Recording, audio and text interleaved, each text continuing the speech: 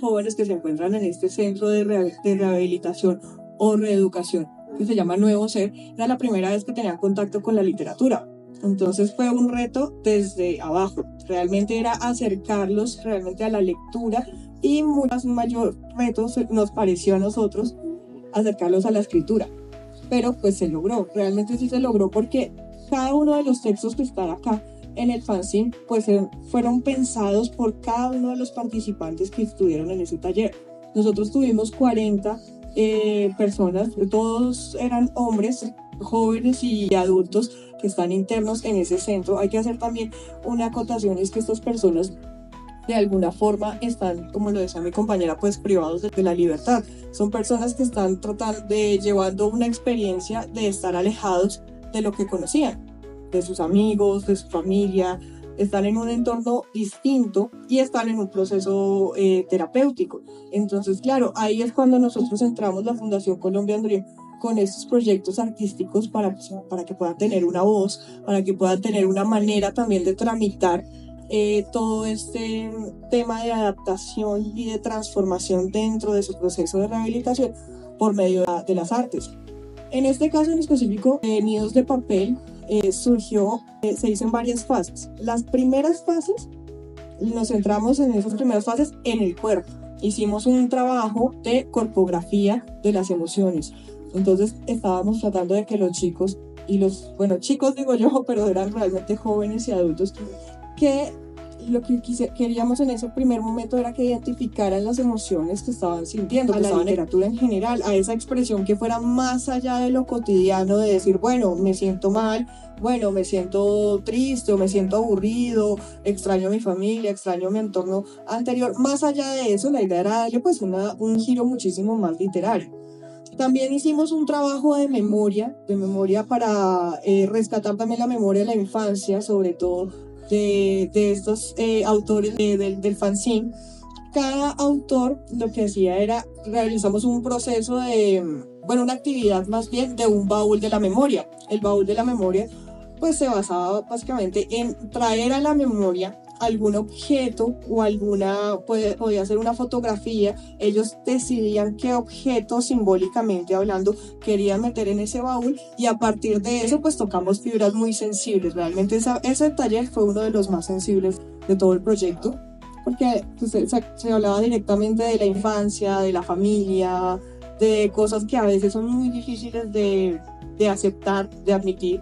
Y ellos desde ese baúl como que trajeron a colación todas esas experiencias que traían por ahí guardadas relacionadas con ese objeto que simbólicamente pusieron dentro del baúl. También se trabajó la elaboración de crónica, al igual que en Jóvenes para Jóvenes.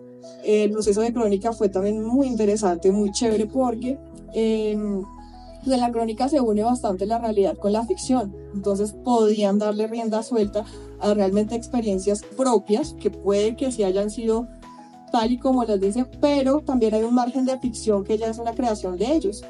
Algo que puede unir una experiencia que tiene una base real, pero pues que también tiene algo de imaginación, de fantasía, de ficción, y ese fue precisamente el reto con esta parte de crónica. Tuvimos también un taller de creación de canciones, porque bueno, vimos un montón de figuras literarias como para darles un poco de herramientas para la creación pues de los textos del fanzine, y todo ese material se estuvo recopilando clase a clase. Cada uno de los talleres se fue recopilando todo esto para al final, bueno, resultamos con un montón de textos, y lo que hicimos fue seleccionar cada uno de esos participantes del taller.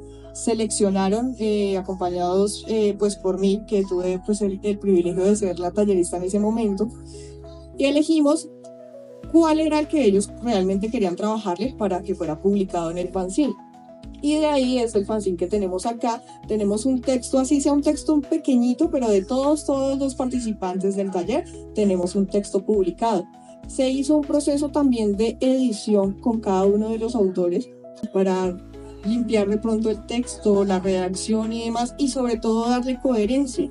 Ese es un reto también muy grande al trabajar con esta población, porque es población pues que viene del consumo de sustancias y a veces llegan en unos estados bien difíciles de trabajar. A veces son personas que tienen afectada su atención inmediata, su memoria, su concentración, incluso su coherencia.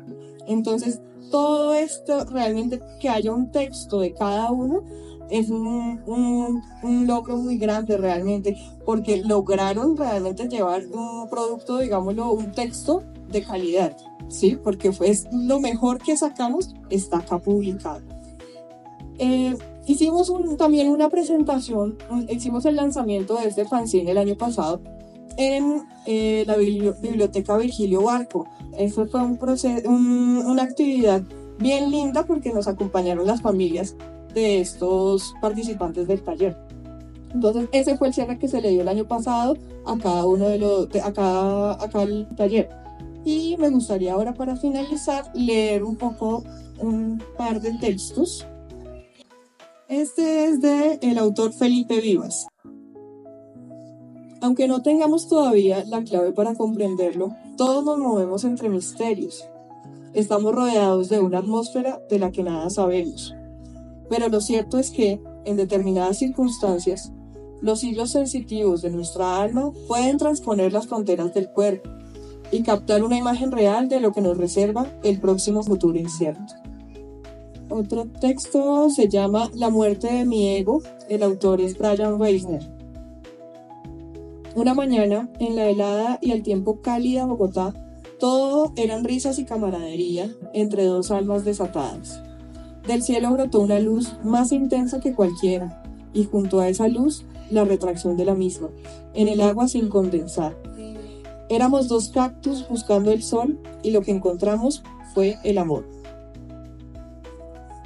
Me gustaría finalizar con este que se llama Carta a mi hermana, de Anaïs Baguette. Carta a mi hermana, a Sandra Patricia Baguette. Hermana, hoy quiero decirte que no importa dónde estés, tú siempre estarás conmigo. Si nuestro camino se separa, será solo por distancia física, porque nosotros siempre estaremos unidos, apoyándonos bajo cualquier circunstancia. No importan nuestras diferencias o discusiones, tú siempre serás mi punto de partida.